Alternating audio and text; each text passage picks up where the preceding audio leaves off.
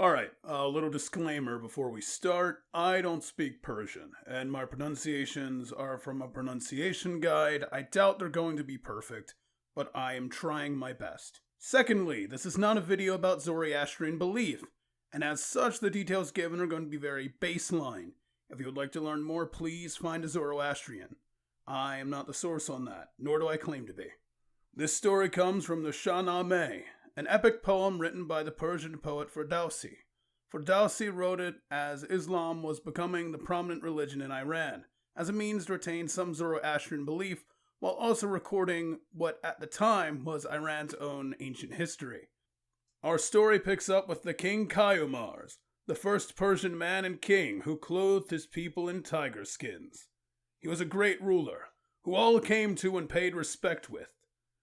Unfortunately, this displeased Ahriman, who grew envious of Kayumar's power and the goodness he spread throughout the world. So Ahriman ordered one of his sons, a Deva, to utterly destroy Kayumar and his kingdom. This Deva forged an army and proceeded to do that, marching toward Kayumar's kingdom with malicious intent. Now, before we go on, I do feel that there should be an explanation. In Zoroastrianism, there is a basic balance between good and evil.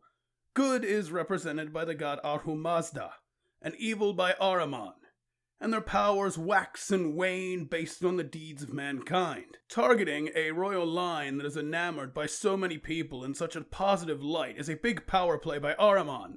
And on to the Deva. While the root is the same as the Vedic Devas of Hinduism, in Zoroastrianism, Devas are agents of chaos and malice, which is why they are sometimes called Devs, to prevent such confusion.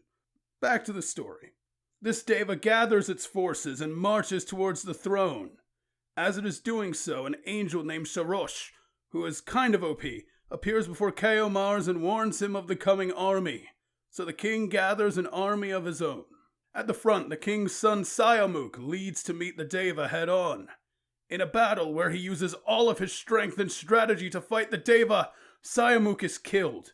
This utterly breaks Kayumars, and the entire world, it seems, as it falls in darkness, weeping for the prince. Yes, they mourned for over a year.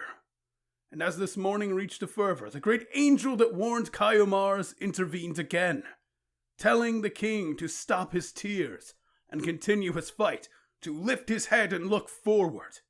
With this new resolve, Kayumars placed his grandson in Sayamuk's stead and returned to face Ahriman's army. But they did not march as men alone. No, spirits called Peri joined their ranks, as did wolves and tigers and lions, and many other fierce creatures. Their force was so mighty that this Deva, black to his core, was shaken and unable to stand his ground. He and the rest of his army of Ahriman were routed entirely, avenging Sayamuk's death. Seeing his son avenged, Kayumars died peacefully, placing his grandson on the throne, where his grandson would rule for over 40 years. And that is the story of the first king in the Shahnameh.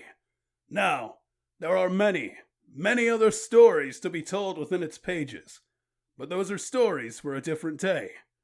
Until next time, stay curious.